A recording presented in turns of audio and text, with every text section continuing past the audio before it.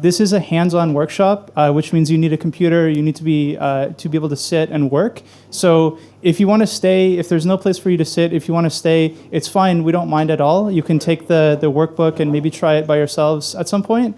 But it'll be very difficult to do most of the work here if you're standing. You probably won't be able to do it because you will need a laptop.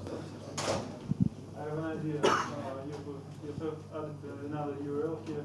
Maybe you can create an online Google Doc document and share it. And if you had some stuff, some links, so we can just access it right from our websites. Sorry? You could create an online, this page online in Google Docs or something and share it. And we can click links, not just type them. So, that's what we did. That's yeah. the second. So the second link, the bit.ly link, is a Google Doc. Yeah. So right. So just to clarify, we normally have handouts of the PDF.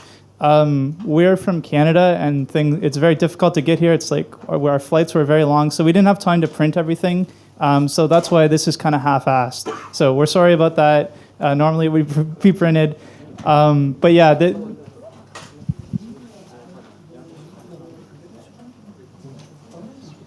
Yeah, so if you guys go to the bit.ly link, the one that says workshop, warning, don't click yet, go ahead and click it.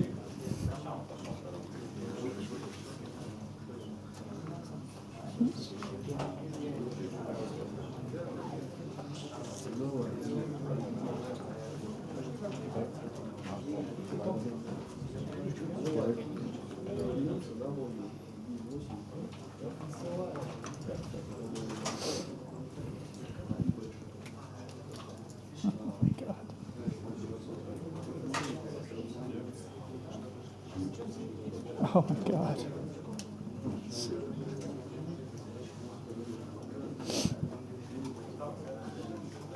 Yeah.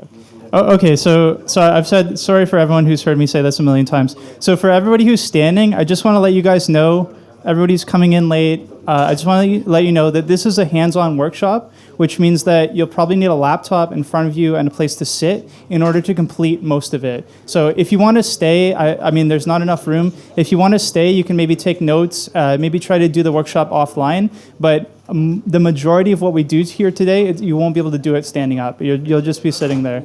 So I just want to let you guys know in advance if you want to check out something else. If you want to stay, it's not a problem. Just it might be frustrating because a lot of this is hands-on, and you won't be able to do it. For everybody who does have a seat, make sure you go to that bit.ly link where it says workshop, click me. There's a Google Doc there. In the Google Doc, there's a link to the PDF. There's also a link up here if you guys want to type it out. And you can download the PDF. The PDF is the workbook, which we'll be working off of today. It has all the information in it about the different workshop stages that we're going to be doing, as well as some extra stuff that might help, some references and some extra notes that aren't in the slides. So if you want to download it, it's probably a good resource. Also, there are more people coming in. I'm not sure why. Just relax and start the workshop. Yeah, I think we'll... All right. All right, so from the crowd, they want us to start, so we're going to start.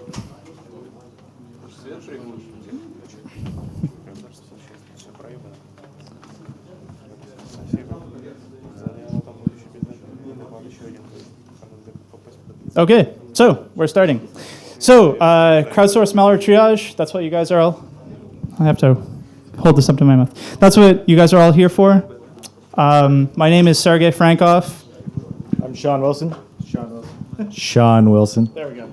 Sergey, Sean. So we put our emails up here. If you have any questions after the workshop, because I'm not sure we're going to be able to get through everything today, just judging by how many people are here and whatnot, shoot us an email afterwards. We'll answer it. It's not a problem. We're just here to do this for you. We're not paid. This is just something free that we do, to help other people who were like in our position a couple of years ago when there was no training like this. So that's why we're doing it. We're always happy to respond to your email. If you have any questions, comments about what we're doing, send us an email and we'll respond to you. So now, we put this slide in. It's not to frighten you or anything, but it's important to note that we're using real malware. We've developed the malware. We're also using real exploits, which we have developed. we developed them in such a way that they won't actually harm your computer. If something gets away from you, you accidentally run them on your computer, it won't cause you any harm. We've been specifically chosen exploits that are not going to trash your computer. We specifically wrote malware that's not going to infringe on your privacy or anything like that. However, if you do have a company laptop, you have AV on it, maybe you have like some agents, they're gonna go nuts. So if it's your own personal laptop, we suggest that you disable AV for right now, just for the workshop. If it's a corporate laptop, then you really have to figure out what your policy is on running malware on your corporate laptop. If you can't do it, if you don't think that it's legitimate, if you can't check maybe with your boss before you came here or something like that, we recommend you don't do it, because this will flag, this will pop alerts, and if you have like a SOC or somebody monitoring what's going on, they're going to freak out. They're going to think that you're popped. So just fair warning for everybody in here who's going to do the workshops, just be aware of this. So, what is malware? Well, it's just code, right? It's just software that's developed. So our philosophy here is that we don't have to go into the specifics of, what is this malware, what is that malware. We think that if you understand software development, if you're a developer, if you have some background in web technologies, you can write some JavaScript, maybe you've written some C or some Java, you should have no trouble completing this workshop. It's not very advanced. We're not using debuggers. This is done in such a way that you can complete it even if you've never been exposed to malware before. However, the process that we're teaching you is a process that you guys can use once you come against something that is maybe more advanced. So we're going to teach you kind of a basic step-by-step process that you can use, and we're going to use very simple technology, very simple malware, but it's not to say that this process isn't going to be applicable if you come across stuff in your daily job that's going to be much more advanced. So this is kind of like our layout of what we're going to be teaching today. So we're going to talk about malware triage, and I'd like maybe just a raise of hands. Anyone in here who works in a SOC or incident response, can you raise your hand? I just want to see how many people we have here. And anybody who's working on the defense side, so not penetration testing, but security architecture, anything like that. Okay? And then how about pen testers, people who are working on the offense side? We have like one, okay, mostly defense, or shy people who don't want to put up their hands. That's okay. So if you work in a SOC, you're probably already familiar with malware triage. If you don't, I'm just going to explain really quickly. Triage is not analysis. So when you think about malware analysis, this is trying to figure out everything that you can do to understand what's happening with malware. This is not the same case with triage. With triage, what you want is you want to quickly come to a decision, do I need to do malware analysis? Or do I not care about this? Is this a false positive? Or is this exploiting some old exploit that I don't care about? So that's the process that we're going to teach today. It's geared towards having a very quick answer, do I need to look at this further? And in a corporate environment, this is really important if you're running a SOC or if you're running incident response, because you may have even big FIs, you may only have 4 or 5 incident responders who really know their stuff. These are high-paid guys, right? With triage, what you can do is you can have a bunch of junior people doing triage, much less expensive, and they're basically the gatekeepers to your incident response guys. So they're doing this process, they're not going in depth, and they're figuring out, do I need to pass this on, or is this something we don't care about? Is it a false positive? Is it something old that we've already covered off?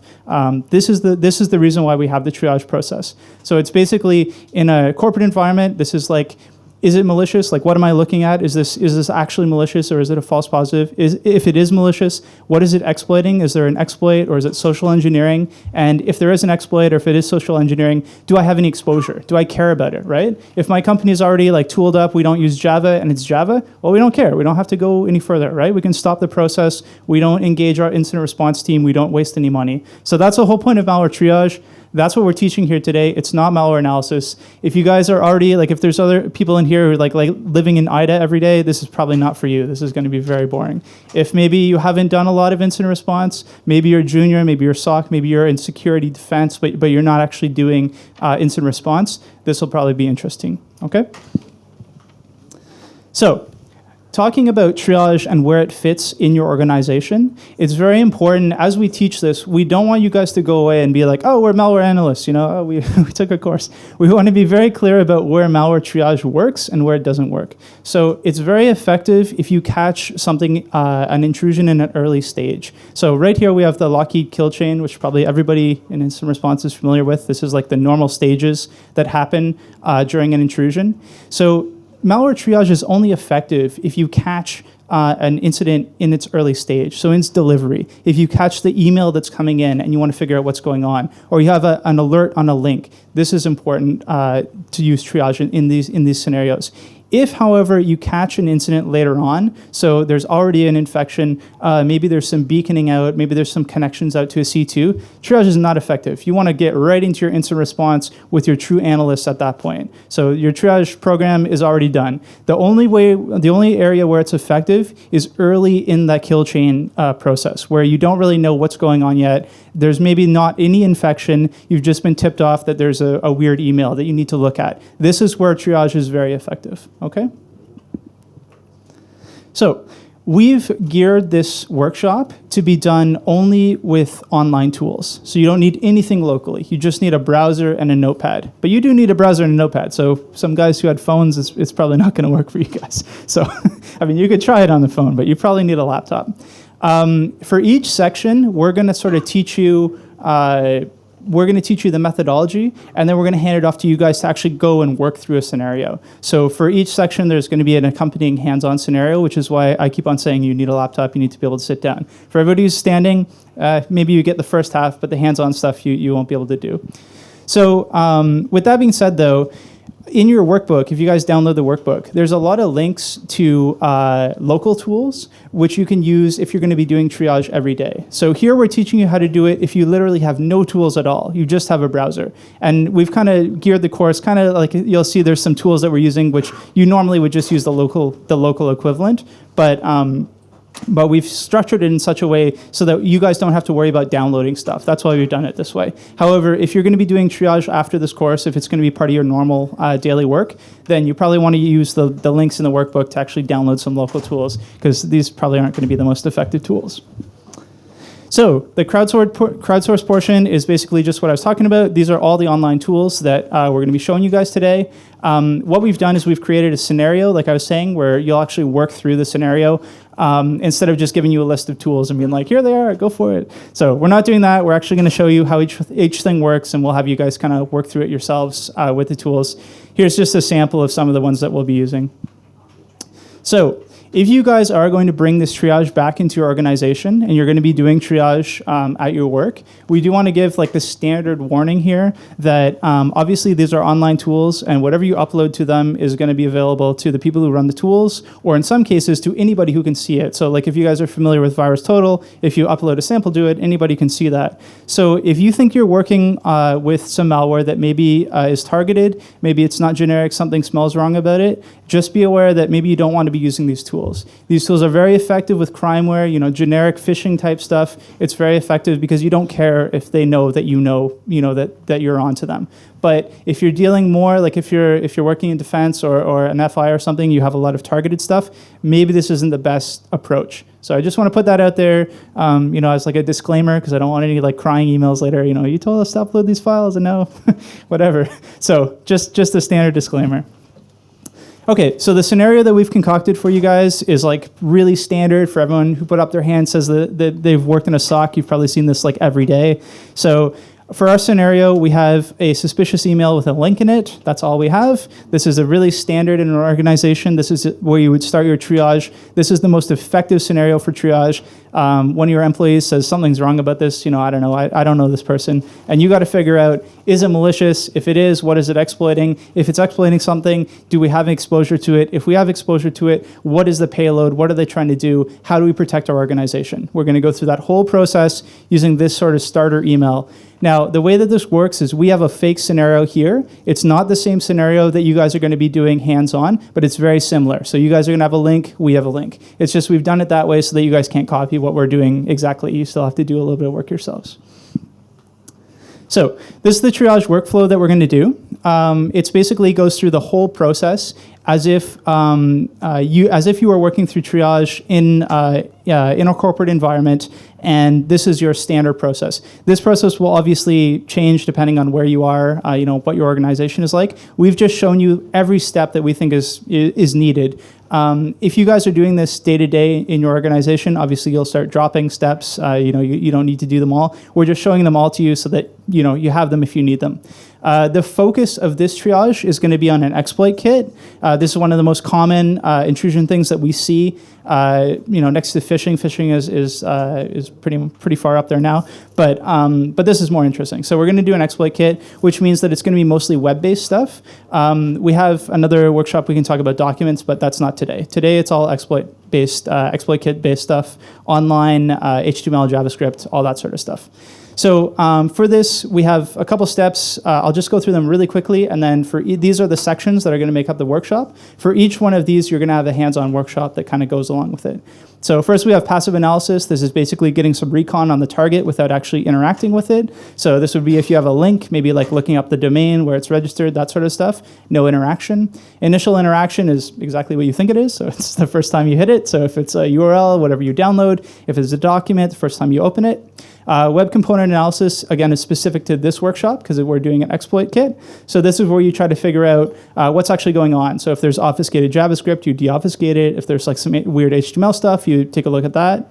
Then we move on to exploit analysis. So this is where, it's pretty much self-explanatory. It's where you identify what the exploits are.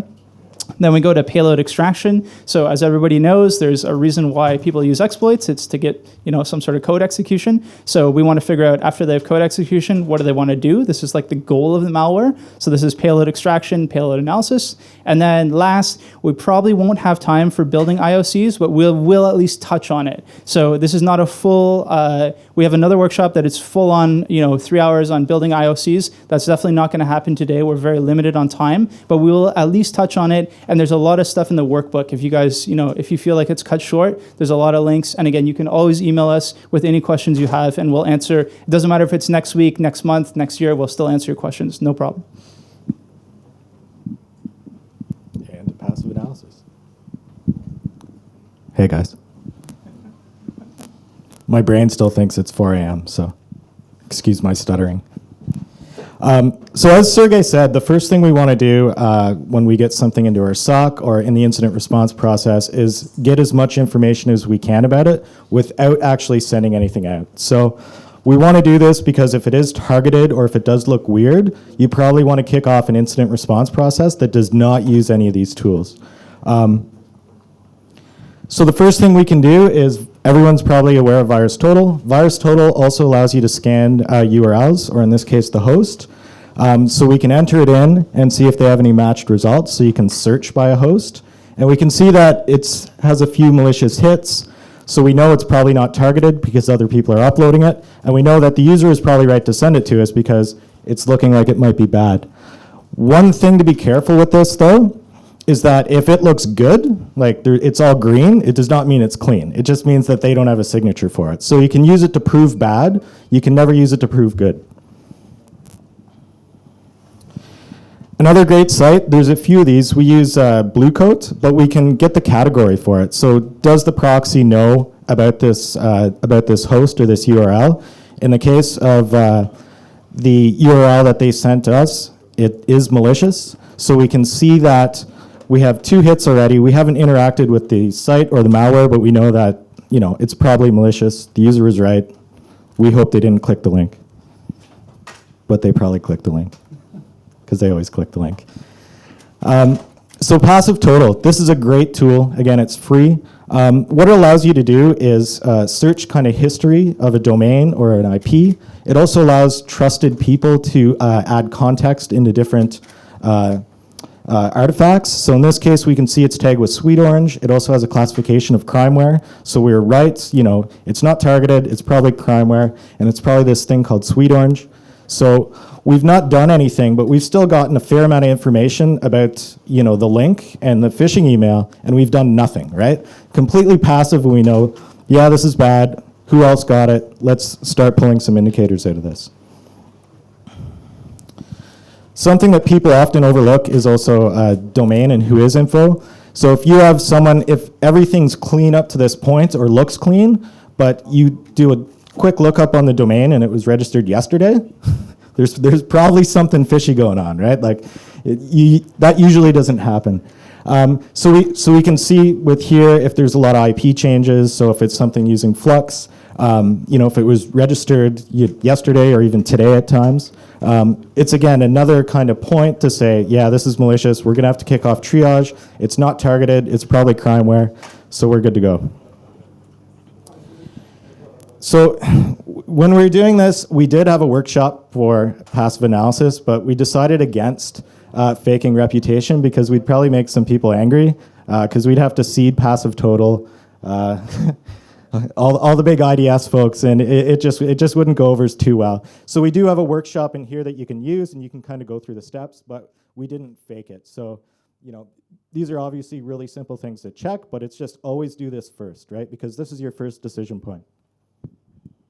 So I do want to add that if anybody wants to actually try these tools out after the workshop, all you need to do is go, if you work in a SOC, try some of the URLs that maybe come into your SOC with the passive analysis stuff, or just go to Virustotal and find a couple samples that look bad and try the steps. So even though we're not making a fake, we're not building fake reputation for our fake exploit kit, because that burns a lot of cycles in SOCs. We don't want people to think that there's a real, like a new exploit kit that we've created, because it just wastes everybody's time. That's why we haven't done it. But if you guys want to try these steps, the passive analysis steps, with something real, just go to Virustotal, pick a URL, and try it out and see if it works, okay? And always make sure on Virustotal you use the search, because if you put it in the first one, it'll actually upload it.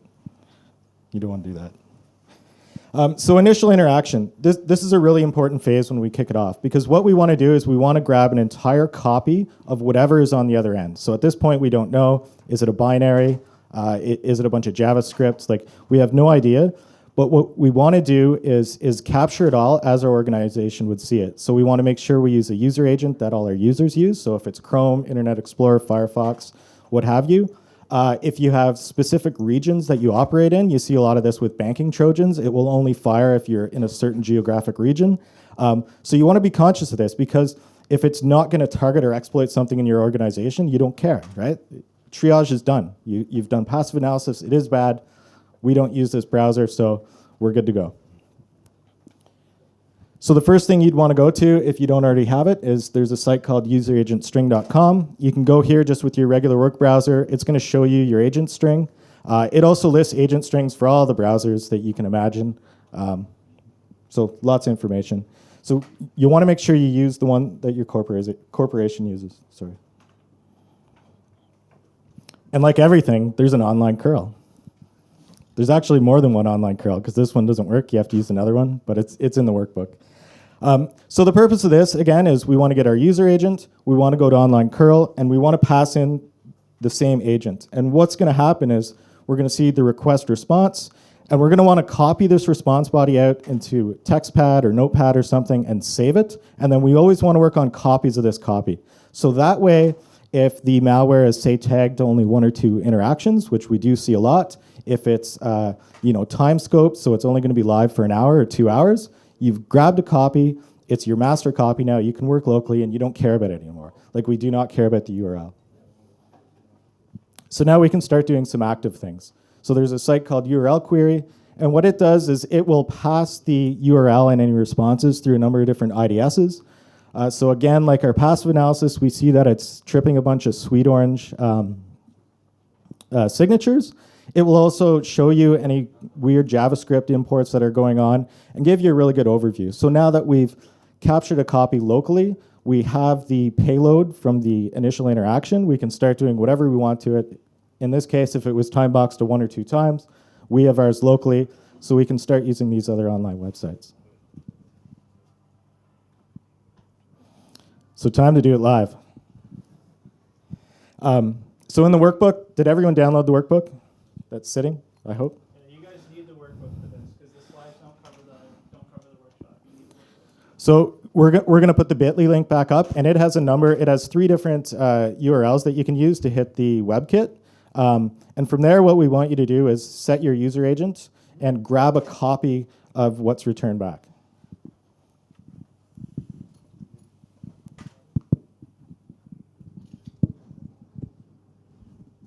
So that bit.ly link that says workshop, click me. Once you open that up, there's going to be a Google Doc. And in the Google Doc, there'll be 3 URLs that you guys can choose from that actually host the exploit kit. So in the workbook, you'll see all we want you guys to do is open up online curl or hurl it, H-U-R, well, it's in the workbook. Open it up, browse to one of those links in the Google Doc, and download the body of it, copy the body of it into a notepad, and you're done.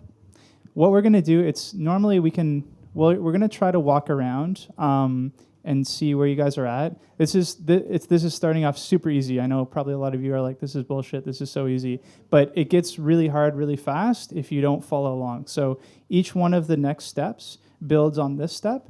And if you miss this step, you won't be able to do the next one. So it's really important that after we're all finished, we're going to do a walk around. If anybody didn't get it, what we'll do is we'll just come by and make sure that you get a copy of it. Okay?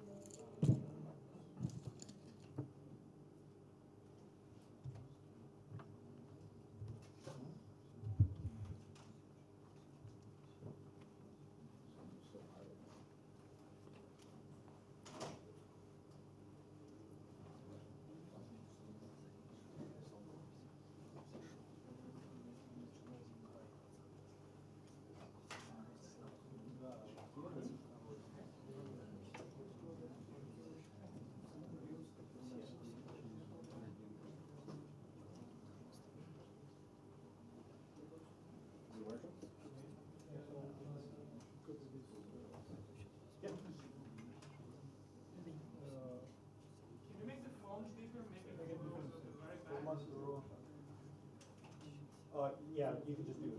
Yes.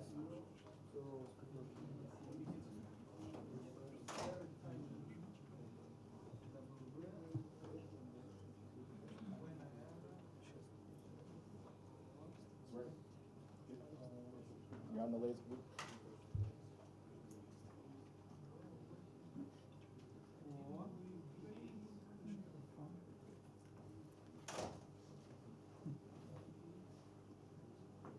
We both decided not to bring laptops to try and travel light. Yeah. And it was a terrible, terrible decision. I almost did it. Can you show it once, please? What's this?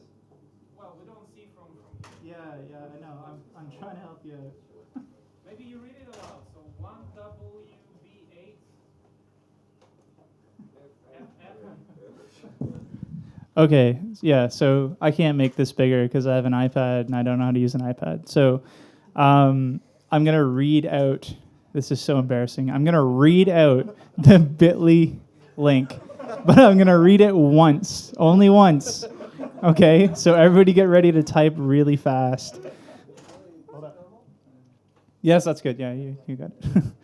Okay, 1 W B 8 F L B. Bingo. Bingo.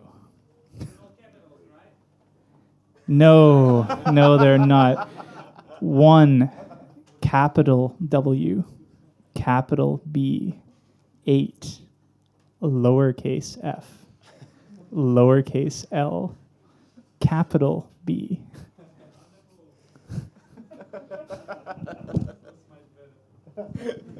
Are you guys? Yeah. So I'm not sure if you guys have the same jokes as we have. I've never been to Russia before. I don't know. But in Canada, we call this a clown show. So when your presenter's screwing up, it's called a clown show. So this is the clown show, guys.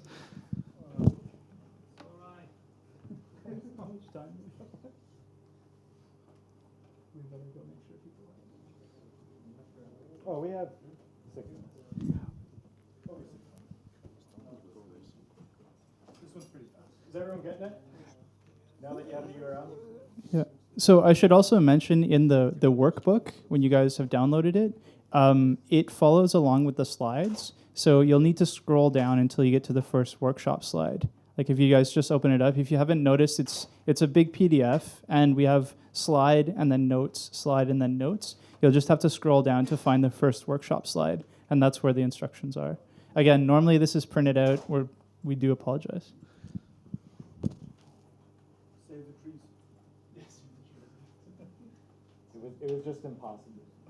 We tried to get it printed and it was not. Language barrier was too much, and the time difference.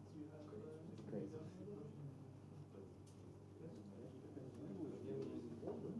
Yeah, and you have a copy of the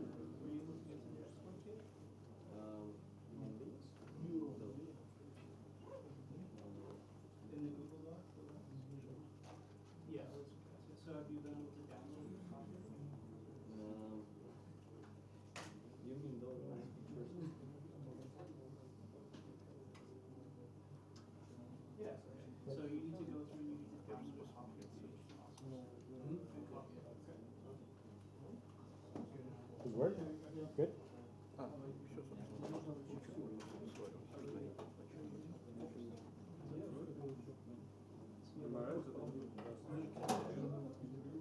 Yeah, so this is right, but then you need to download the source code. Sorry, so the link for the actual stuff to download right now is inside that Google Doc registration, right? Yes. First or anywhere. The first link to the PDF is the workbook, and then there's 3 links to the exploit kit. You can use any one. So you use,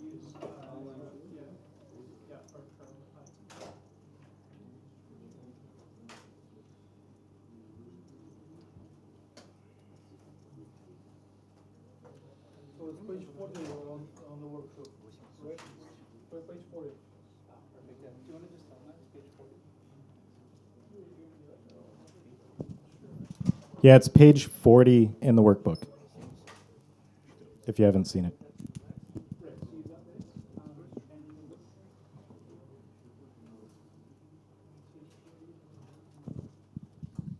I also see some people aren't setting their user agent strings. If I was an evil hacker, I would block you.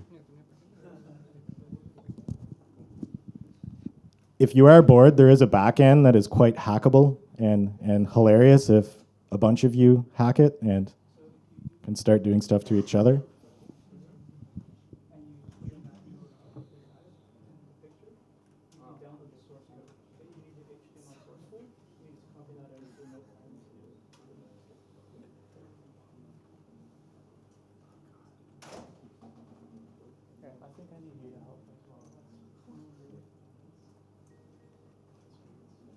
Now you can actually copy the link, so maybe it's me.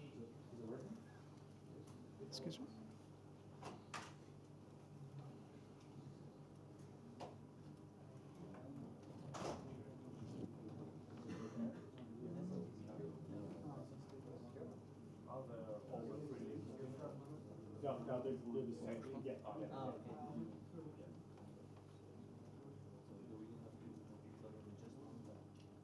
Just one time and copy the body response into it.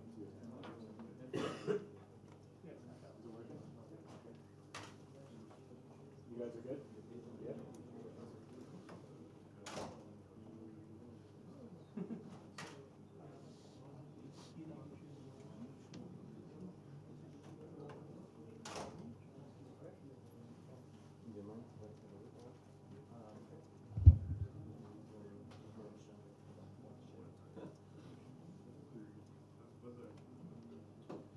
You guys hear that? Is it working? I guess so.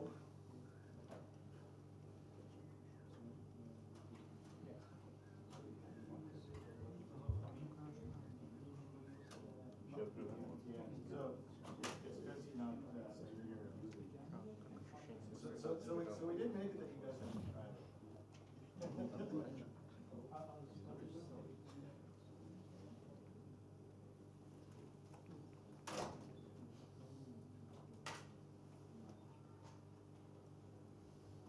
you have to insert it.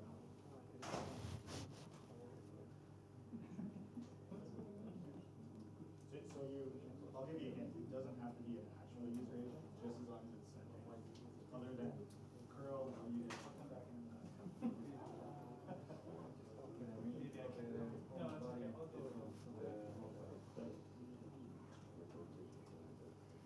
Excuse me, guys.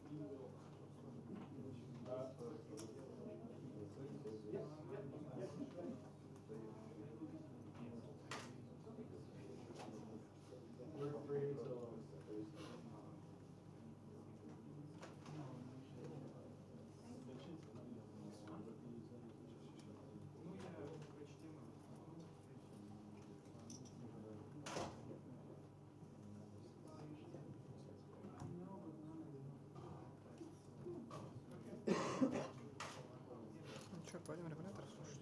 Пойдем регулятор слушать.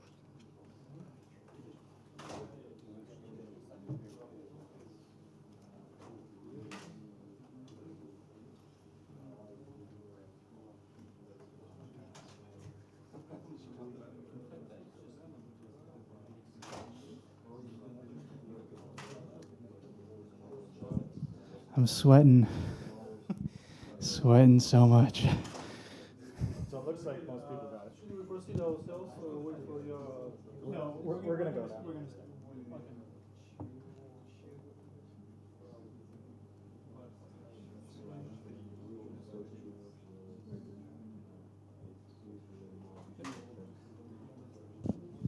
Okay, guys, we do have to proceed. What we're going to do is, if anybody didn't get it during the next workshop, we'll come by and we'll give you a link that gets gets you what you need to do to complete the workshop. For those of you who did it, you should be looking at, in a notepad, you should be looking at some HTML code that looks kind of like this. This is just an example. There's a bunch more code, but make sure that you have this sitting there in your notepad. And for all the workshops going forward, for all the next sections, make sure you make a copy of this and you work off the copy, because you need to keep the original intact in case you make a mistake or something. So just make sure you have this in a notepad. If you have this, it means that you... okay, it means that you've completed this successfully.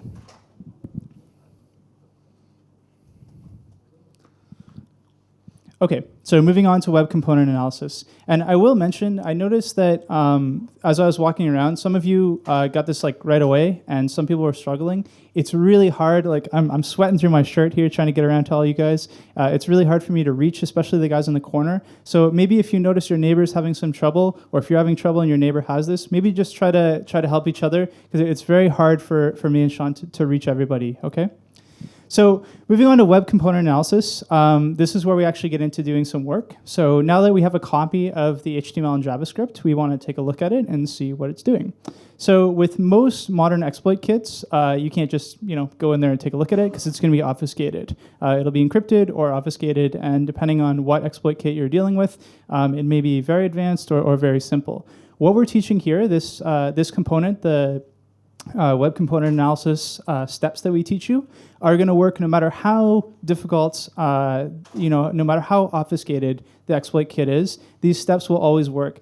All that's going to need to happen, if it's very advanced, is you'll just have to repeat the process multiple times. So you'll do 1 pass, 2 pass, 3 pass. Today, we're only doing 1 pass because we don't have a lot of time. We want to make it simple. But in the real world, nothing will be as easy as what we show you today, but you can use the same steps.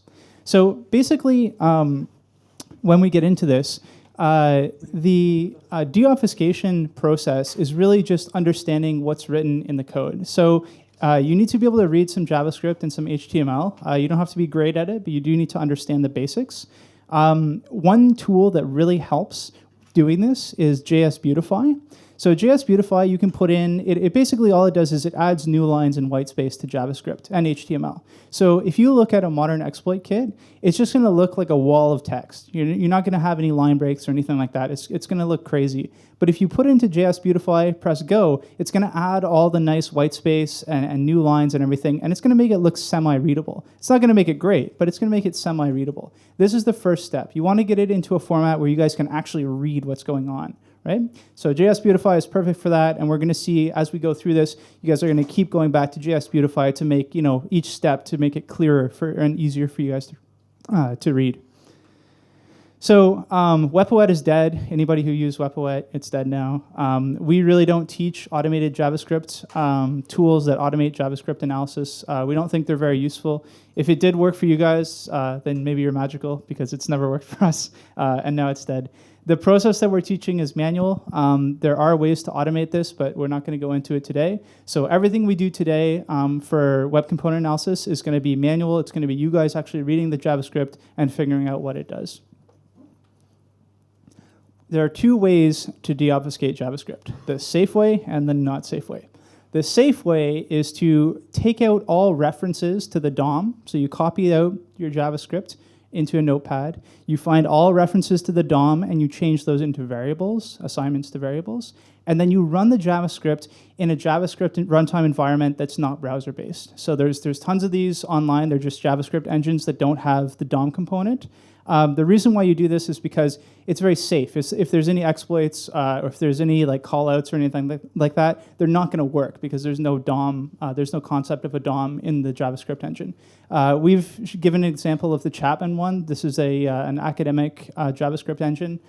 We like it because even though it looks terrible, they have really good error handling. So they'll tell you if you've made mistakes. They have very comprehensive error handling.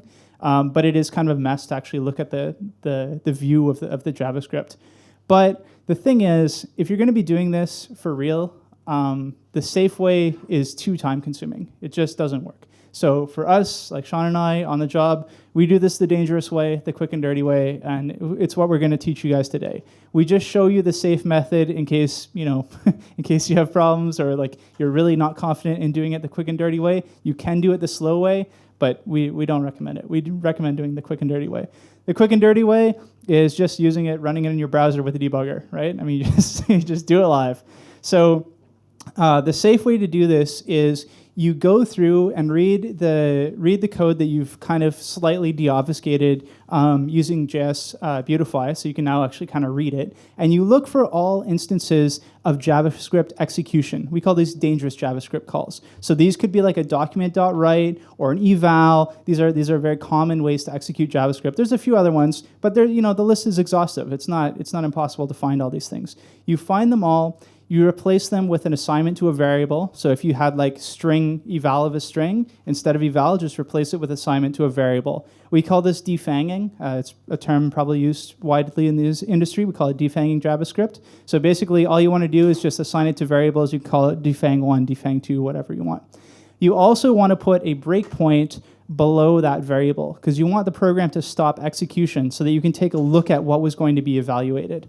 This is basically your one-step process in a this is the first step in a two-step process to deobfuscating JavaScript. So remember, just find all of the dangerous calls, so evals or document.writes, replace whatever was going to be evaluated, whatever was passed to that function, with an assignment to a variable, and add a debugger breakpoint above it. We have an example in the workbook about how to actually do this, so you don't have to worry too much about how it's done in the slides right here.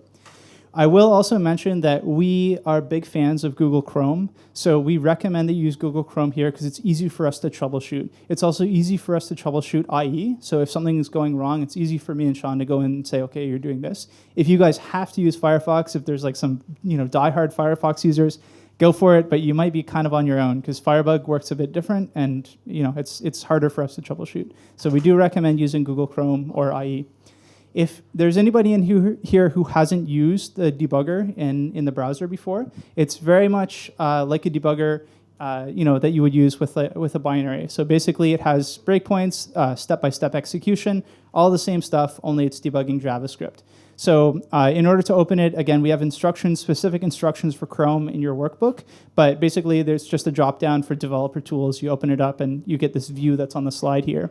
One important note is that in the slide here, we have on the right-hand side, my right-hand side, your right-hand side, I think, we have a panel that shows you all of the assignments to variables. So if you're looking if you've stopped at a breakpoint and you want to see what was assigned to that variable, you can scroll through that panel. The only problem, and we're going to go through this again in the workshop, but the only problem with this is that all of the variables in the DOM are listed there. So there's a quicker way to actually look at, I am really sweating. There's a quicker way to look at the variable, and that's just to hover your mouse pointer over top of it, and it'll show you whatever the contents are in the variable. It's just a quick trick. It's in the workbook as well, but I wanted to mention it.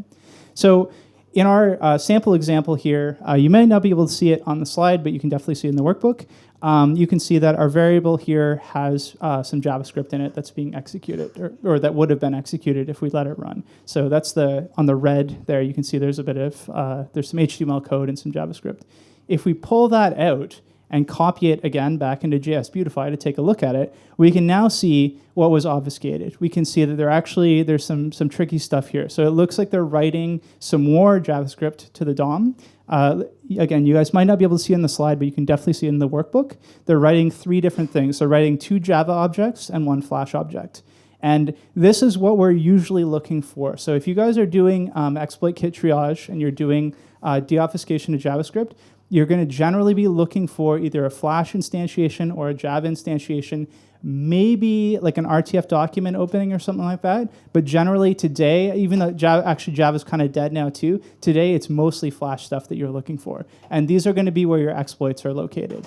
So you see a bunch of obfuscated JavaScript, you deobfuscate it enough to see what's actually going on, and you'll usually see it running a Flash, instantiating Flash or instantiating Java, or maybe, again, we won't go into too much detail, but maybe, again, there's some other stuff that you might see. So for the purpose of this, for this workshop, we're only going to focus on Java because it's very easy for people who haven't done any development before. It's very easy to understand the code. I understand that Java is not as common today as as an exploit vector, just because a lot of companies don't run it anymore. But for you guys, just for the ease of the workshop, the process we show you is the same, but with Flash, it's a little bit more difficult. And if you have an IE browser exploit with shellcode, it's much more difficult. So we don't want to show you guys that today. That's much more in depth. We're just going to show you Java. It's a little bit easier to understand. It's easy to decompile. So in this case, in our sample, we have a Java applet that's being instantiated. We can now see the parameters that are being passed to it. This is a side note, but if anybody's not familiar with base64 encoding, I'm just going to quickly outline what it is today. So it's a way to encode binary as a string. So the way that you notice base64 encoding is you'll see that there'll be 2 equal signs on the end of it, or 1 equal sign. This is the padding in the encoding. Base64 encoded strings don't always have this padding, but if you see that padding, you know that it's definitely base64. So it's just a pro tip, if you guys are going through deobfuscating stuff and you see some strings that have equal signs on the end, it's always worthwhile just to throw them into a base64 decoder just to see if they show anything interesting. So it's just a side note here. There's a tool, base64 decode. It's online. I just thought I'd show you guys that. There's a bunch of other tools that go along with this one that are other encoding tools that are in your workbook if you guys want to try it out on the side. You probably won't need it for the workshop today, but I do want to show you that because it is one of those tips where you can really quickly, if you see some strings, you deobfuscate them, and then right there is the exploit that you're looking for. So again, like I was saying for the workshop, we're going to go around. If there's anybody who hasn't used the Chrome debugger before, we'll go and help you guys first. So maybe even just raise your hand. If you're completely lost, you don't know what's going on, we'll come to you first. And again, if anybody here is like a wizard, you do a lot of like analysis yourselves for your job or whatever, maybe try to help your neighbor because it is very difficult for us to get in to help people, especially along the wall there. So just the 2 tips that you'll want to use if you haven't used the Chrome debugger before, to actually open the debugger. It's the top right-hand like options button. It looks like a bunch of lines in Chrome. You click on that, then more tools, and then developer tools. One tip is if you don't have developer tools open, if you don't have the debugger open, and you use the debugger breakpoint in your JavaScript that you're trying to deobfuscate, it's just going to hop right past it won't stop on the breakpoint. It'll just run right past it. So it's important that before you run the JavaScript that you've put the breakpoints in, that you open up developer tools. Otherwise, it's not going to work, and the exploit's just going to run. So it probably won't own your computer, but just be careful of that. Also, as I was saying before, we've just given you a quick demonstration of how to look at the variable with the mouse hover. So again, when you have the debugger tools open in the right-hand panel, there is going to be a list of all the variables, and you can see all the values that have been assigned to them. But if you can't find the variable that you're looking for there, you can always just hover your mouse pointer over top of the variable for a minute. Be patient, give it a minute, and it'll pop up with the contents. So here we can see we're hovering over one of the variables. We can see that there's an alert being passed to it. So we're going to do it live. For this one, it's really important that you guys have the workbook open because it explains the steps in a lot more detail than the slide that I'm going to show you guys. So, and it has the tips so you can actually read them. So go forth, and we will walk around. I think you get 20 minutes for this. Yeah, you do. You get a bit of time. So again, if anybody is really lost at this point, raise your hand and we'll come to you guys first, okay?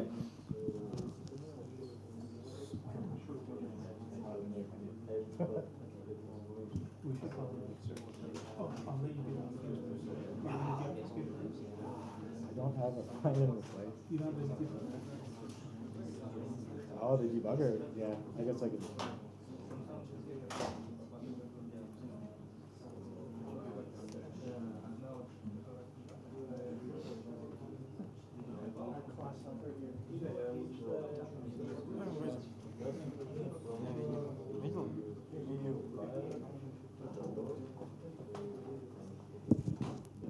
So in the workbook, it's page 58, okay? 58.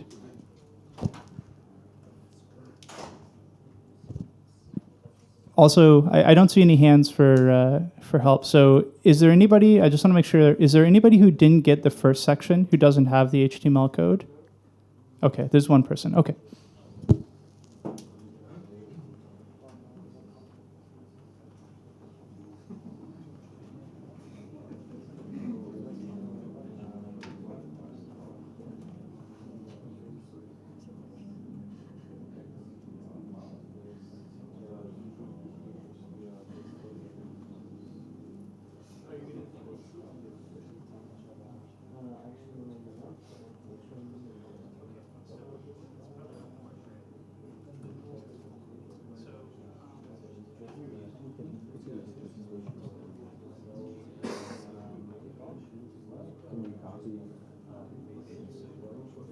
Oh, yeah. We use PDF. Like, you need a PDF for the presentation. Yes, yes, we can send that.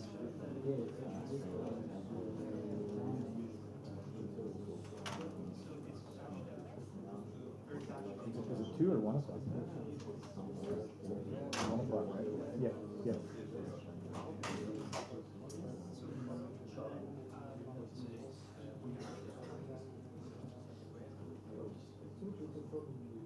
Do we have to finish a bit early? Okay. There's someone right after us, I think, right? Yeah, I saw that. Okay. Yeah.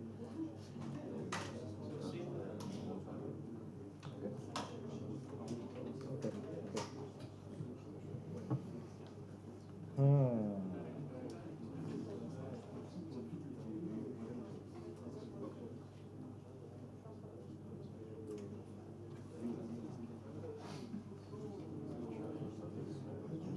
Okay, cool. Thanks.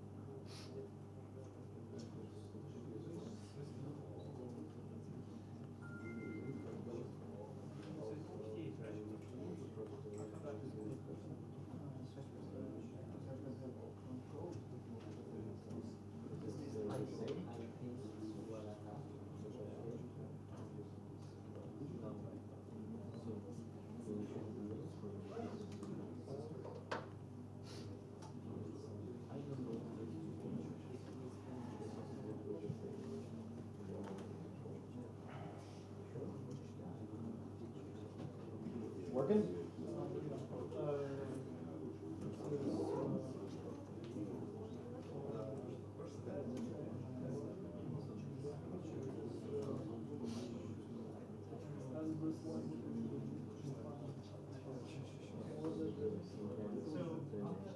So we look right here, see how it's doing for valve. So you put a breakpoint right there.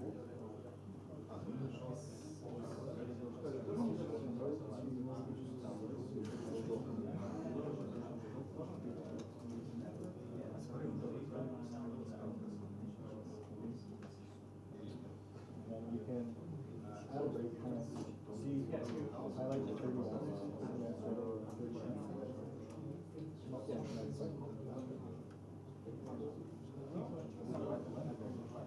So then, by defanging, what we'd say to do is you would remove the valve, and you'd say defanging equals, because what's happening is it's running through the obfuscation. It's setting, you can see here, it's setting up, and then it's actually, so now if you refresh the page, now highlight that there.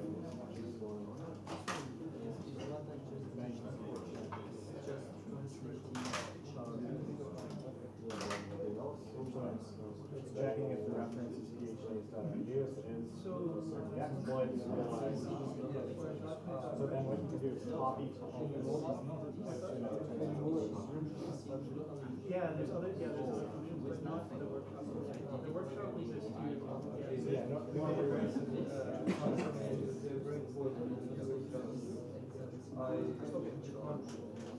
yeah, and you want to add a break to it? Okay, so what you can do is go to your process.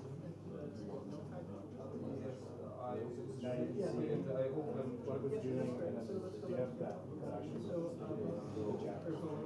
Or maybe just, I can't do everything.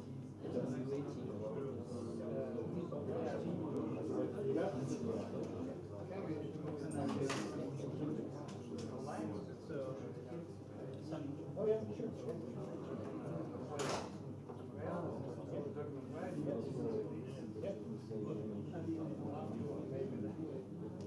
Oh, no, so because what it's doing is, So reload. can you add breakpoints? There you go. Okay, so take a look at what's.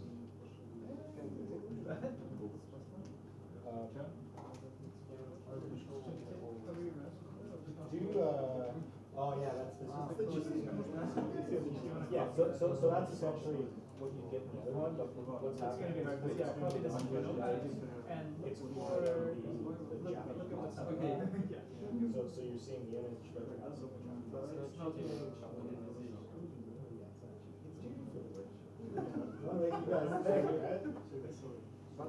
The issue or the danger with some of the automated tools that I see is malware often does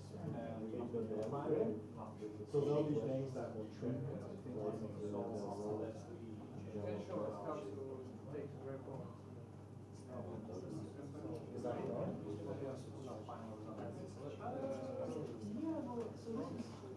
This is okay, but if you set a break. So I think it's essential. You can see that this was. This is So we kind of messed it up. You can still see it, but you want to look at the source code. Because, yeah, this has to be beyond this case. So if you had a break. Yeah, that's bad. So what I would do is I would take that out.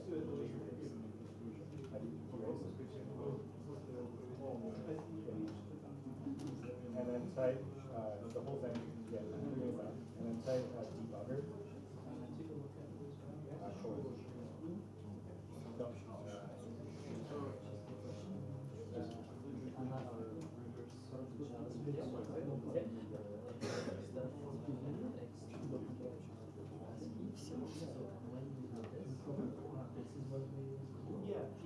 And then, so you want to take a look here. So we have this is for Triage. this is the last workshop. Okay.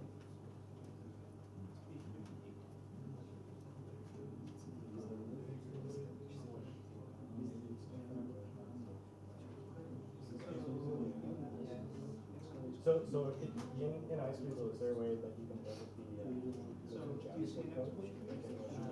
There's another way.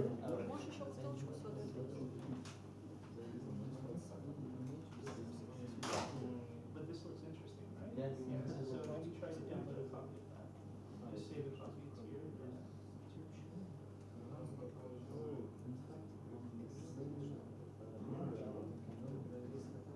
Yeah.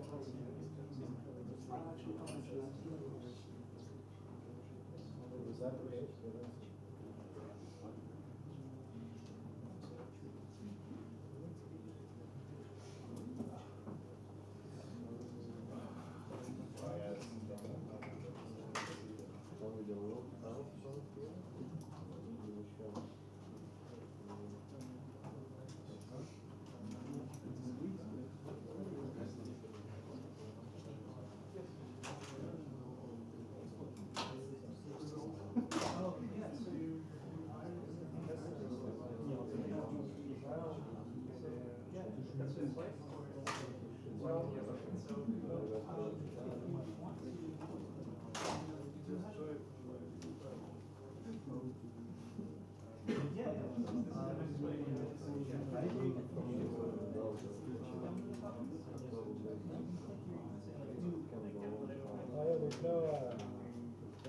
There's no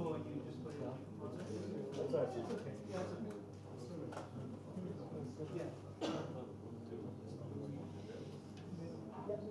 now if you highlight,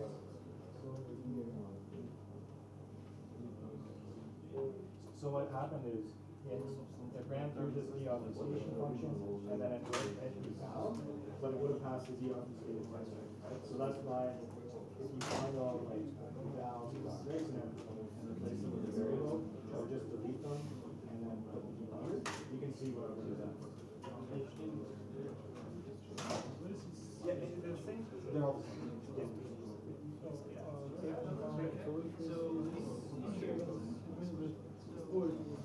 Yeah.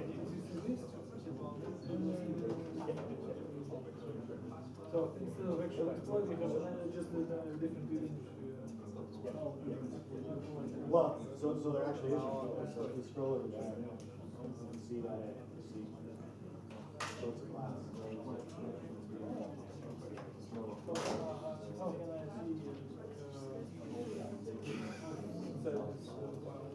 Yep.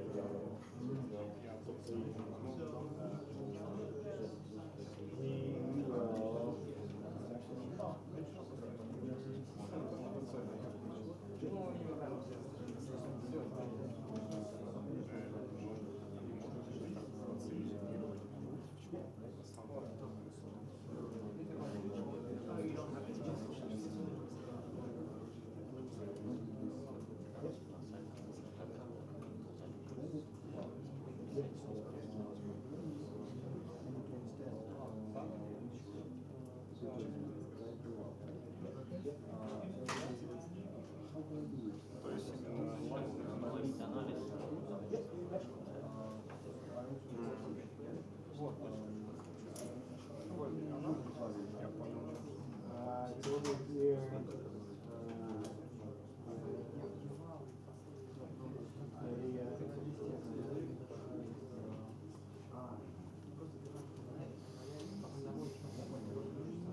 Oh, here it comes.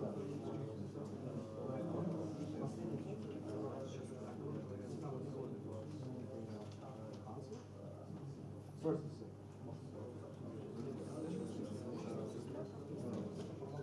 Now refresh it.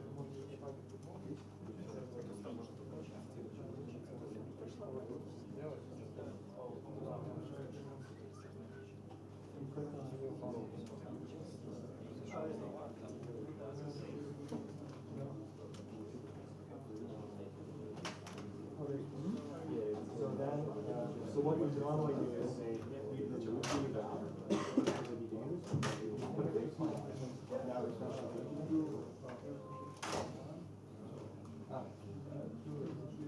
Now hover over it. No, So then you can see so that's why it's usually safe. If you never do it on your actual virtual machine, you probably do it on your the fastest way to just look at the JavaScript. Where's all these valves? There's only not right? Replace them. Yeah, we can.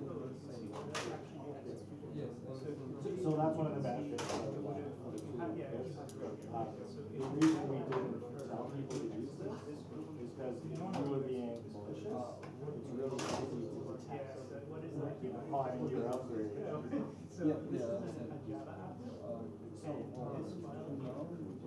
Copy that over. So download a copy of that for the next. So you guys all good? It's like Yeah.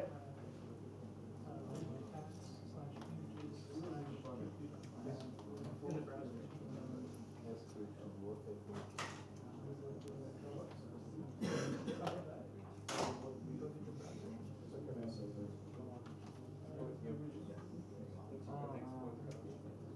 So the reason why it's not searched here yet is because it hasn't been validated. So, yeah, that's exactly how you do it.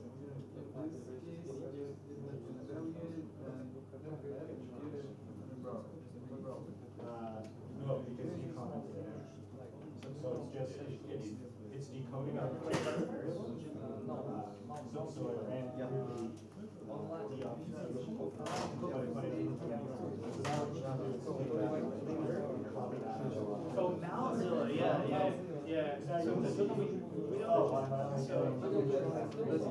Yeah, so Malware is pretty good, but Но можно представить, это чуть-чуть перевожу, если вот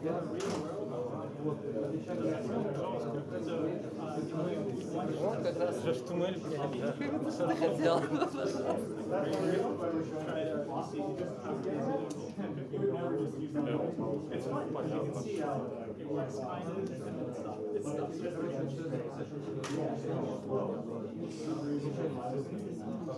Беспроводный гаджет мне не очень интересно, бинарные тоже не очень. Ну, можно погулять, можно на самом деле здесь потусить. Взять и посмотреть, что там происходит. Сейчас пойду. Мы там пройдем. Ну, я бы сейчас, когда тут потусил, тут будет неинтересно, то, в принципе, просто в это крыло не могу возвращаться.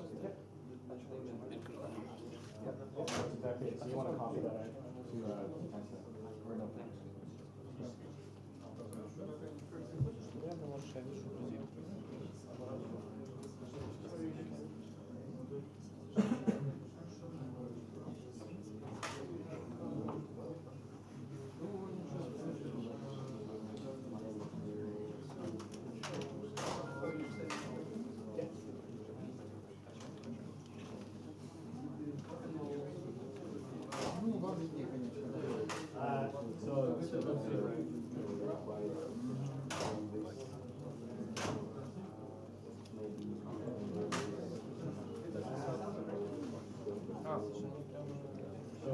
Их просто пересменили.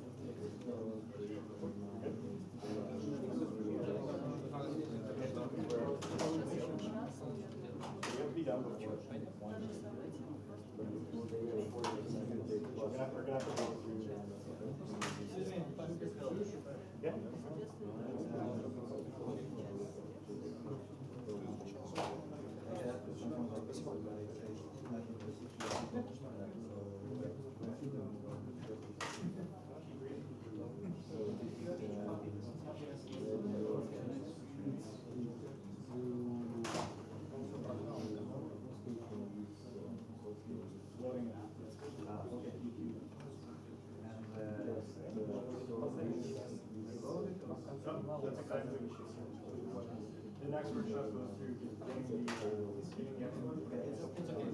that's exactly what it is.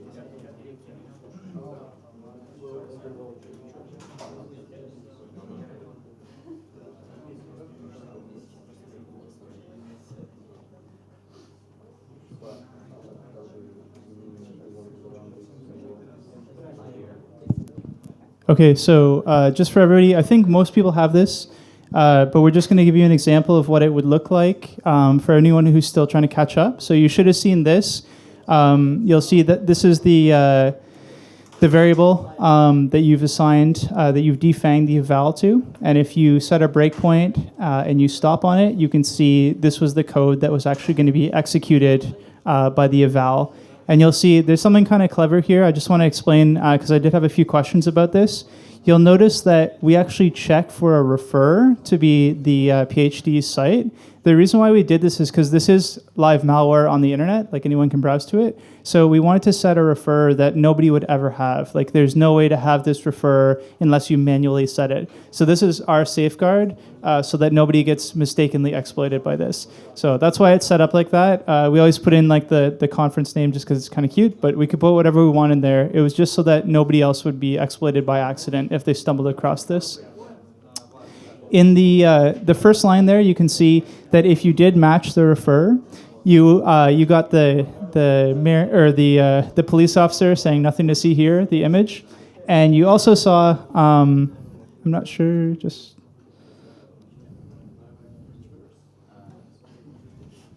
There we go. So you also saw that on that line, there's a class file. And for those of you who aren't familiar with Java in the browser, this is actually instantiating an applet. So this is, again, Java is not so common nowadays, but this is what you would see a lot in older exploit kits. So you'd see basically some JavaScript that's then loading an applet. And you'll notice the applet size is 1 by 1, so nobody can see it. It's obviously, this is very suspicious. So what we wanted you guys to do, the final step in the workshop, was to download a copy and save a copy of that class file, because you'll need it for the next part. So, right, so yeah, so I'll explain. So you'll notice that there's no reference on the class file. So this is because it's a relative path. So the path to get this class file is the lasercats.tk/images/pewpew.class. So if you looked at those original links in the Google Doc, it's lasercats/images and then a big long URL or a big long string. Just get rid of the string and replace it with pewpew.class and you'll download the file. You can just do that right in your browser. Your browser will automatically just download the file. I did notice one of you guys had like AV turned on and it did kind of flag. So if you do have AV turned on, it's going to flag. And I think most people have completed this. Again, we'll do the same thing we did for this workshop. If you haven't got this file downloaded for the next workshop, we'll just have you raise your hand and we'll go around and make sure you have a copy of it. Okay?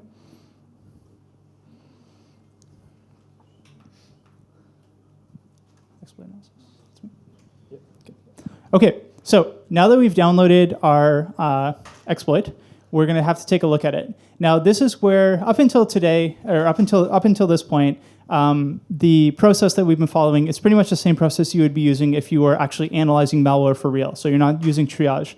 This is the part in the triage process that becomes triage. So you wouldn't actually be doing this if you're doing full analysis. This is only for triage. And what we're actually doing with exploit analysis is we're not going to be using a debugger to try and figure out what the actual flaws are. All we're doing when we do triage of exploit analysis is we're just trying to match the exploit code with publicly available exploit code. So we say like, it's maybe this CVE number, we get a copy of that CVE code, so, a public copy of it, and we match it up and say, yes, it is this code. Now, you might be saying, well, that's not going to work. It actually works surprisingly a lot. So most of the exploit kits that we see out there are using public ODays. They're not ODays, they're like, a year old. And the source code is publicly available on Metasploit or on exploit days or whatever. Like it's everywhere. So it's actually quite easy to do this. And the trick here is that if you're unable to match the code, this should only take a few minutes. So that's why we say triage. It's very quick. So I know today it's taking a bit longer, but once you start doing this a lot, it'll only take a few minutes. And to do this, if you don't match any code, if you don't match a publicly available exploit, this is actually a good stage where triage becomes analysis. So if you can't match that exploit code, if it's not publicly available somewhere, this is when you stop your triage. And today you're going to be able to match it because we want to go through the whole process. But in the real world, if you were unable to match it, you would stop triage and you would pass this on to your incident handlers because it's already kind of raised up in treble. You know that this is a bit more serious. So that's basically what we're going to be doing today. It's just basically pattern matching for exploit analysis, but we'll show you some quick tricks to do so that you guys can do this fairly quickly. So the first trick, it's not really a trick, is to upload it to Virustotal. So like I said before, OPSEC warnings, right? So if you think that this might be an ODay, maybe you don't want to upload it to Virustotal. But if this is like a generic phishing email that says like, dear sir or madam with like some spelling mistakes or whatever, it's probably safe to upload it to Virustotal. So what you can do is upload that class file to Virustotal, and you'll probably get a couple hits. If you don't get any hits, maybe this is a good time to kick off some actual incident response, because maybe there is something tricky going on. But usually you'll get a couple hits. There'll be an AV signature for it, which will give you a CVE number. You can't trust that CVE number. All it is it's just a base to start looking. So it's just a good reference to start looking. If you don't get any CVE numbers, then again, maybe something weird is going on. But I would say I think Sean and I mean, we do this every day. So I would say 99% of the time you get a CVE number because it's an exploit that's been out for months and months and it's publicly available.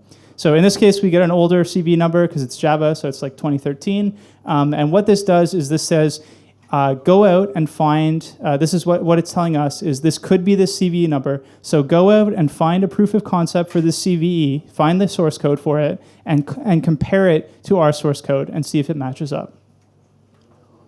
So a quick tip, we just threw this in here because a lot of people maybe don't work with Java every day. So we've actually given you guys a class file.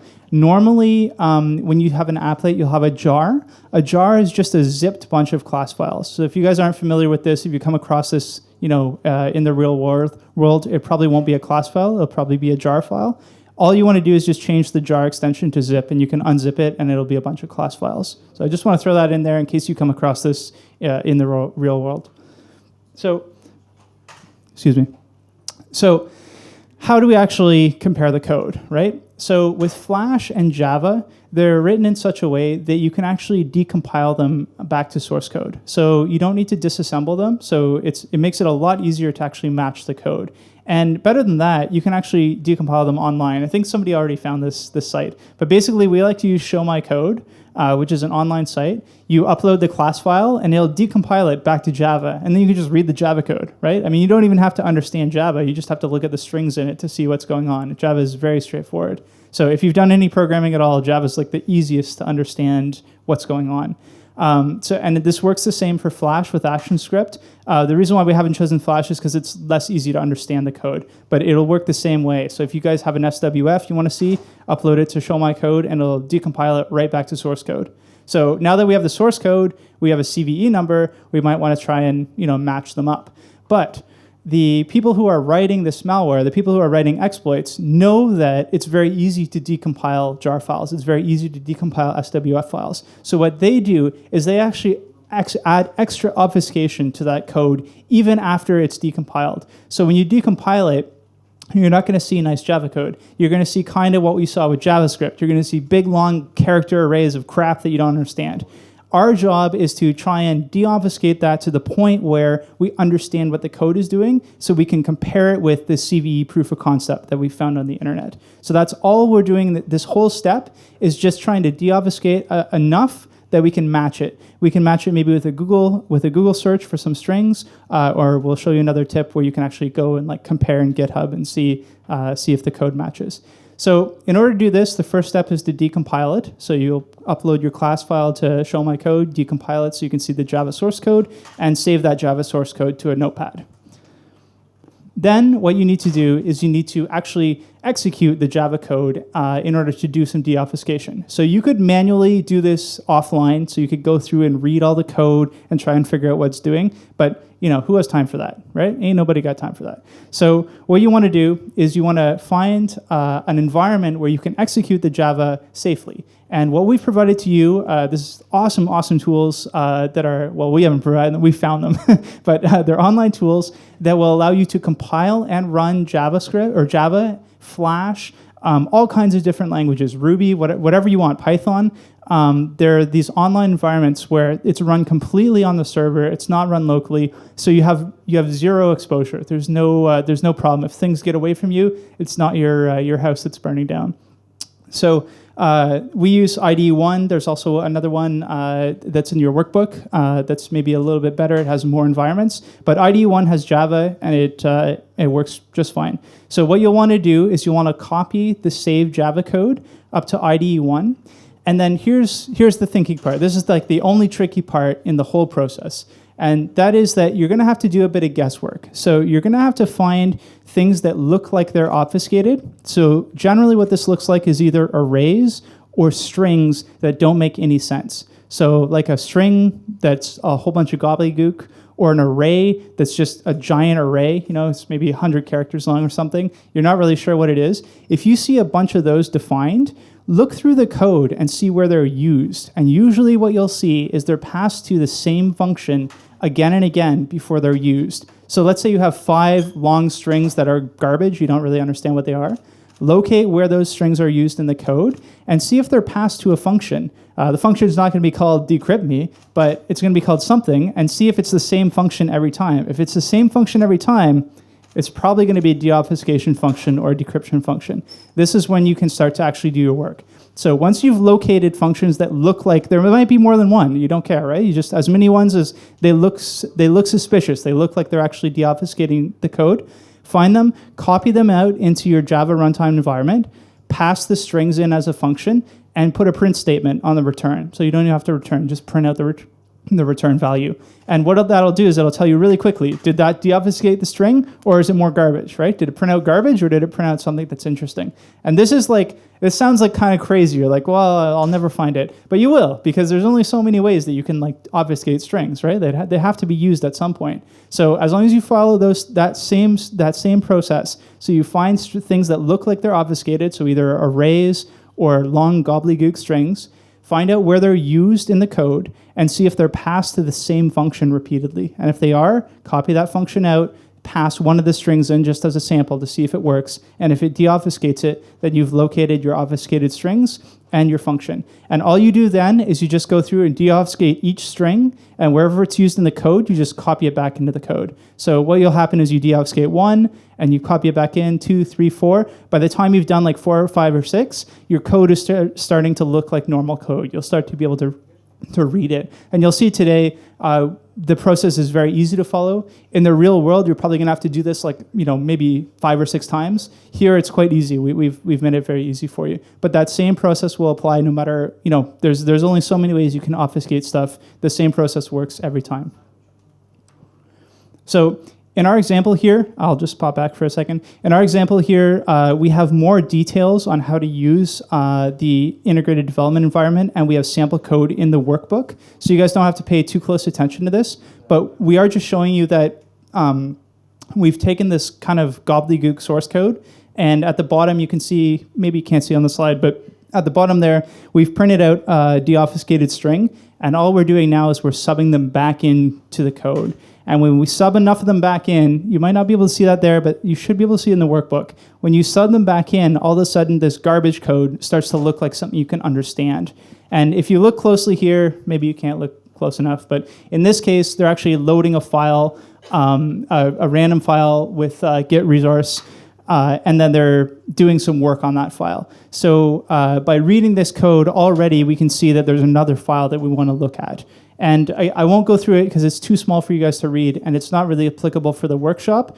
But in this stage, there was 2 stages of obfuscation. So the first one was to deobfuscate those strings, sub them back into the code so we could read it. The second stage is we notice that it's loading a file, and it looks like it's removing some strings from that file. So what we do is we load that file in a text editor. It looks like crap. We don't really know what's going on. But we do a find replace, remove that string, and all of a sudden, voila, we have a Java class file. So for those of you who are familiar with Java, you can see the first few bytes there, Cafe Babe, are the magic number for a Java file. So what we've done is we've gone from a fully obfuscated set of Java to deobfuscate and see that they're loading a file and they're removing some strings from it. We did the same thing. Now we have another class file, so we can upload it to show my code. There we go. Now we have some deobfuscated code.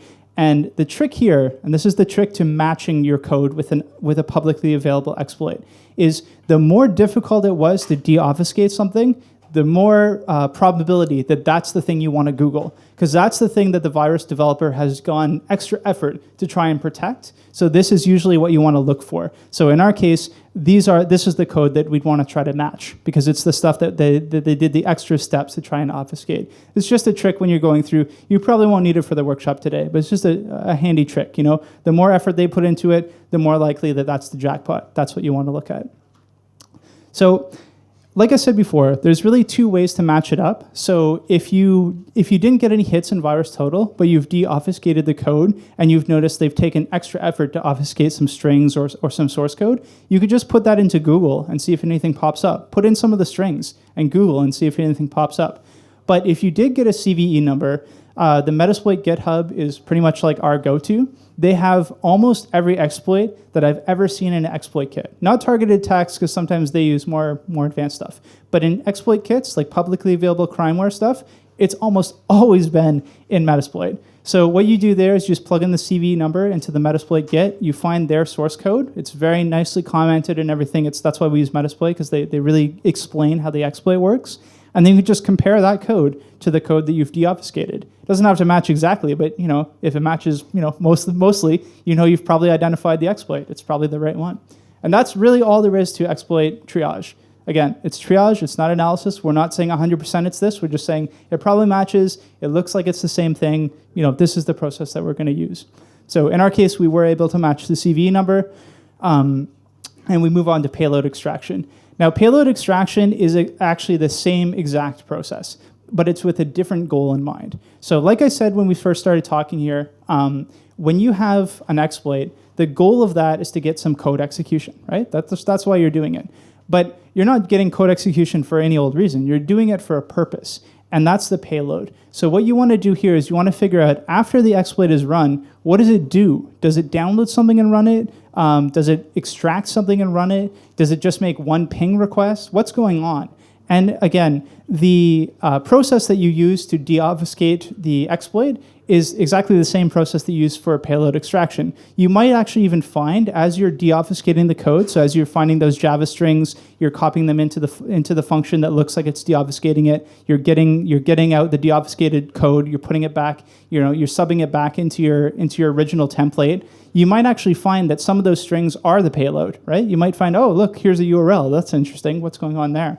So it's the same process. It's just a different goal. So this is very short. And in the workshop, you're going to do both these together because, again, it's the same process. And we're just showing you here very quickly. We're using IDE1 again. This is the online JavaScript or Java runtime environment. And you can see here that one of the strings that we deobfuscated at the bottom actually turned out to be a URL. So this, for us, if you see a URL, it's important to note it down, make note of it, because it might actually be where the payload is stored. And just a note on that, for anybody who's not familiar with the way that exploit kits work, usually the way they work is they either download something after the exploit is run, so they'll download something and run it, or they'll copy an obfuscated binary out of the exploit itself. So there'd be like a long string or something that's shellcode, and they'll run that. So there's really only two things you're looking for. You're either looking for a download and run or an extract and run. And in both cases, it's going to be pretty obvious once you deobfuscate it. If it's a URL, it's going to be a download, or if it's a big binary, it's going to be some shellcode that's run. This is basically the two ways that you can do something after you gain code execution.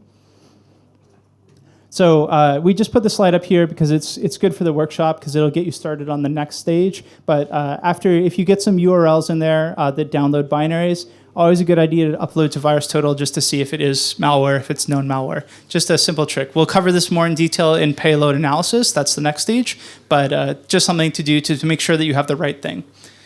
So we are going to go through the workshop now. I'm not going to leave this slide up here because it's in the workbook. But for those of you who are not familiar with Java, this is all you need. This is the template that you need to follow in order to get your Java to execute. All you need to do is sub in the portions that you find in the exploit, sub them into this template, and run this template. It's we leave it in there because there's a lot of people who maybe haven't programmed in Java before. Even though it's easy to understand the language, some of the syntax issues, like the class file name and stuff like that, might be a little bit different. So if you guys are stuck, make sure you check this template in the workbook. Make sure that your code is following the same template, and it should be okay to proceed. For this one, this is usually the one that most people have trouble with, so we'll be walking around.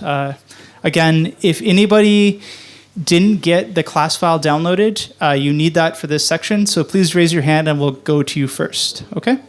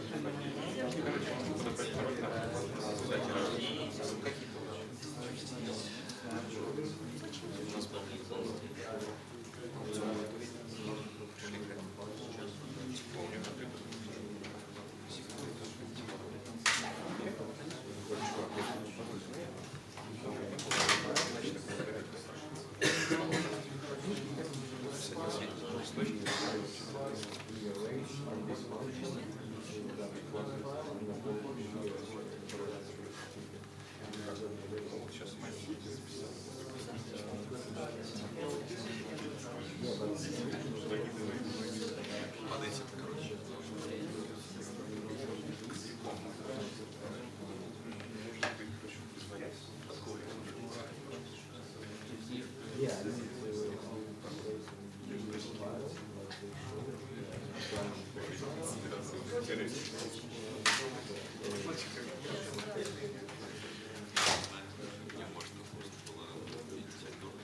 got here, got the expo? Everybody got the expo?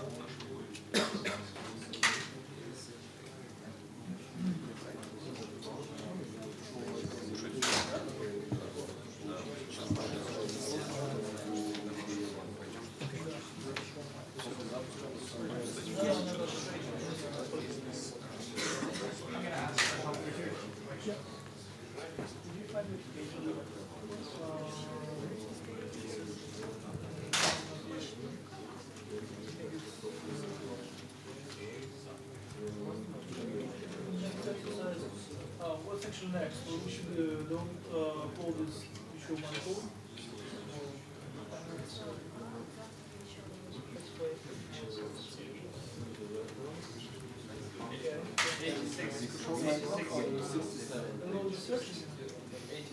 Oh, 86.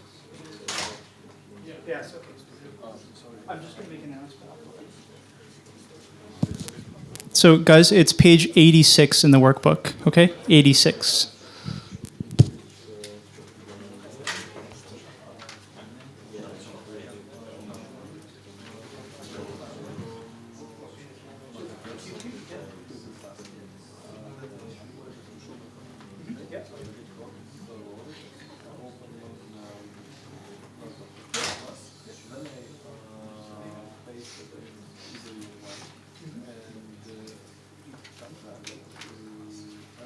Yeah. So go back to your workbook, and there's a template in there. Because you only want to copy the stuff that's interesting. So only the function that does the description and the strings. If you try this with the bulk code, it's not going to run because it's an applet. Okay, an applet. Okay.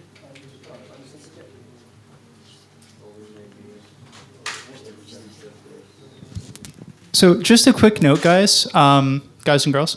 So when you guys have decompiled your code, so you've uploaded the class file to show my code, and you've copied that code out into a notepad, you can't just upload that to IDE1 and run it. It's not going to work, okay? What you have to do is you have to find the strings that look like they're encoded and the functions that they're passed to, and you have to use the template in your workbook. If you just copy the code right over and run it, it's not going to run. You're going to get a million errors.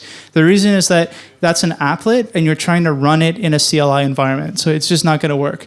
The only thing that's going to work is if you follow that template that we have in the workbook, and you only copy the functions that are doing the decryption, the things that you think might be doing decryption, and the strings that you pass into them, okay? So we're probably going to run out of time, and they're going to yell and scream at us, so we'll allow you guys to cheat a little bit.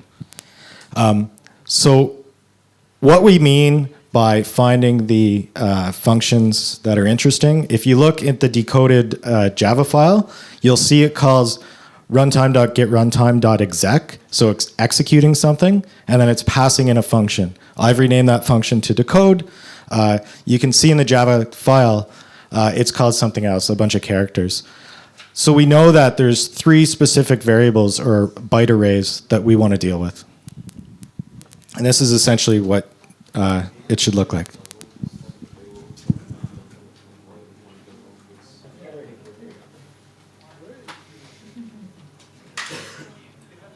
So yeah, usually we have more time. Unfortunately, we're completely out of time. So I just want to go through this really quickly. If you do it, it should have grabbed a file called badbadboys.exe, which a bug on my part is causing a 404. So we are going to fix that so you can download the payload. What we do then is basically see what does the payload do, right? Is it a rat? Is it going to be something that's trying to mine bitcoins? Is it doing ad fraud? Like, what is the risk to the organization? And then we'd want to build indicators to help identify this in the future. And then that really ends off the triage process. Okay, guys. So before you leave, so I just want to say, like, we've totally blown our time budget. This took way too long. So there's like another 2 hours worth of coursework that we can do for you. So what I want to say is, if there's anybody here who wants to continue, who's interested in this, I know we didn't even get to complete this second stage. our emails are in the workbook. Send us an email and say, I was in your course, I didn't get to finish it. And what we'll do is we'll do two things. First, we'll send you examples of us having worked through these steps so you can go home and you can replicate it yourself. So you can see, did I do it right? Because we haven't had time to answer all the questions today. The second thing we'll do is we will set up a second workshop online to help you guys do this. So because we didn't get through even half the stuff that we want to get through today, there's a lot of stuff in the workbook. If you're interested in doing it, and if you're interested in doing the next two sections, send us an email. We'll set up a time next week where you guys can all dial in and we'll actually run this for you guys properly. We'll have the right amount of time to do it, okay? So I'm sorry that we didn't get through it. It's too much without the preparation, without the workbooks, and with so many people. We didn't expect so many people. So again, our apologies, but we will make it up to you. If you do want to send us an email, we promise you that we will schedule this online. And if you don't want to attend the online thing, we'll at the very least, we'll send you out examples of how to do each workshop, each stage, so you can compare with what you've done with the way that we expect it to be done, okay? So again, sorry, this is it. We're getting kicked out. We got to go. So that's it. Thank